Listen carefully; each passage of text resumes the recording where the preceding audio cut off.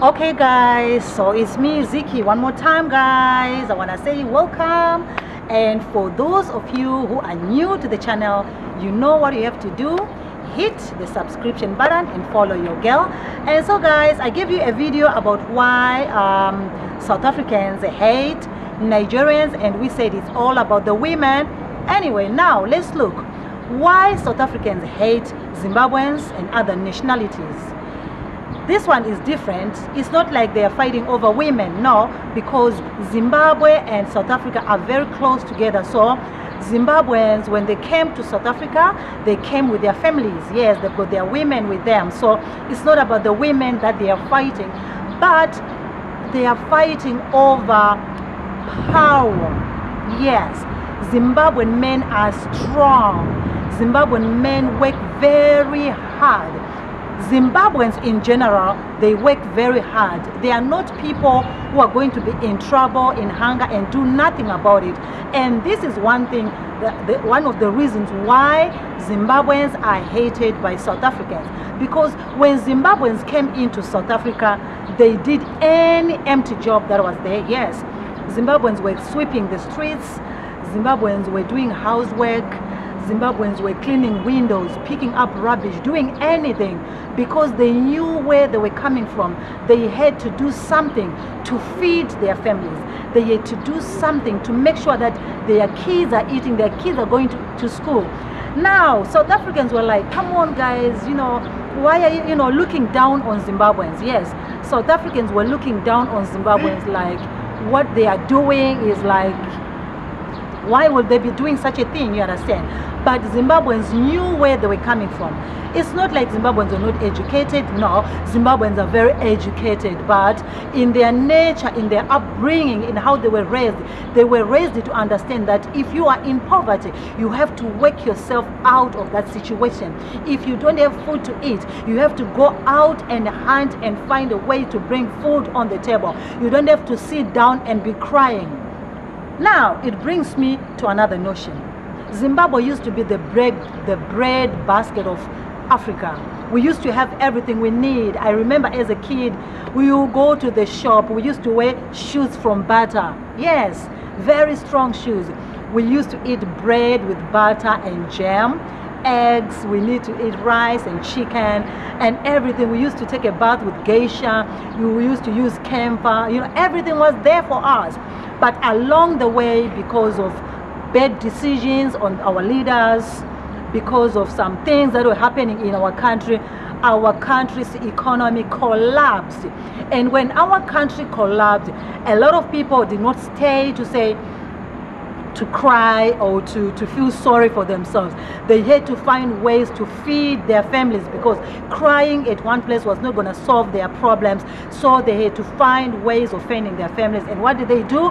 They ran into neighboring countries.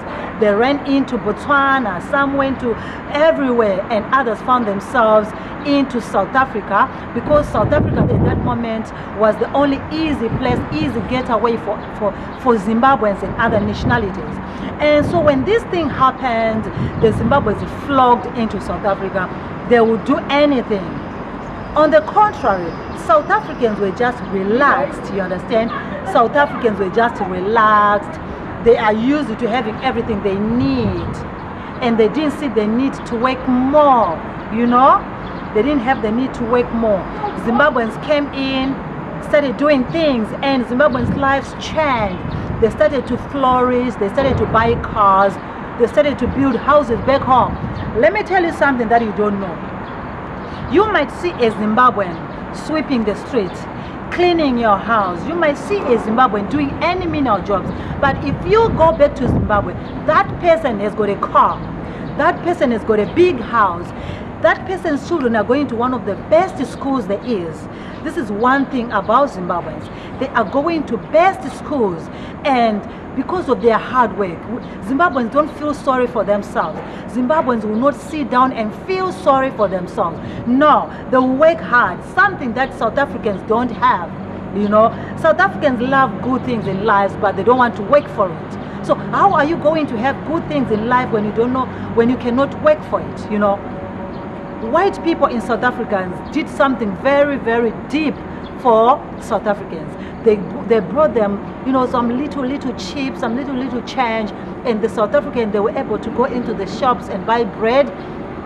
They were able to go into the shops and get some little things, and because of that, they thought they had it all. You understand? They thought they had it all, so they were comfortable living in those ramshackle houses. You know, they were comfortable living in those little things they had, until the foreigner came into their country. The foreigner dreams big. Foreigners dream big. They want to live large. You know, they will never settle for minimal things. They want to live large. So they will do anything. They will see opportunities where local people don't see opportunity. A person will see, like, people will be selling oranges in the streets. Oranges, candy, and what? And making money every day. And when they save that money, and when they send that money back home, that money does something for them. And for local people, they'll say, me, sell candy, sell orange, sell apple in the streets. Hangeke, I'll never sell candy in the street. I'll never sell oranges in the streets. You understand? But for foreigner, because they are running away from something that is hunger stricken, like they are running away from something that they will take anything, and they'll make big things out of things that are taken for granted by the local people. Now, when the local people start to see that these people are flourishing, they'll be like, what? They're flourishing out of our things, they're flourishing out of our streets. But come on, the streets have been there for you guys. You were not seeing opportunity. The foreigner came, saw opportunity, they took the opportunity, and they made something out of the opportunity. Go to Zimbabwe. In as much as Zimbabwe is very hard right now, Zimbabweans have cars. Zimbabweans have big houses. Zimbabweans fill their houses with property, TVs, everything, because of those little opportunities that they found and they utilized. Something the locals don't have. Now the locals are crying foul. Zimbabweans are taking our jobs. Malawians are taking our jobs. Kenyans are taking our jobs. Come on, guys. No one is taking any job away from you. If you have the qualifications, go and apply. You're gonna get the job, you know. But because some of you guys, some of you are very lazy, you don't want to work. All you want is to be sitting in the streets and accept that good things are just going to come to you while you're sitting in the streets. It doesn't work like that, guys. Come on, wake up. Wake up. Things don't work out like that. You need to work hard for you to get good things in life. You need to work. You are crying that your women are leaving you, South African women are leaving you, going to foreigners. Come on, wake up, change, work hard. You have the country, that is beautiful, that has got opportunities for you guys. And you don't see the opportunities, and someone else will come from a faraway land and see opportunity, and they grab the opportunity, and then you cry, Come on.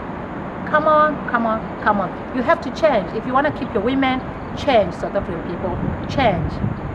This is me, your girl. Until I come back again with yet another video.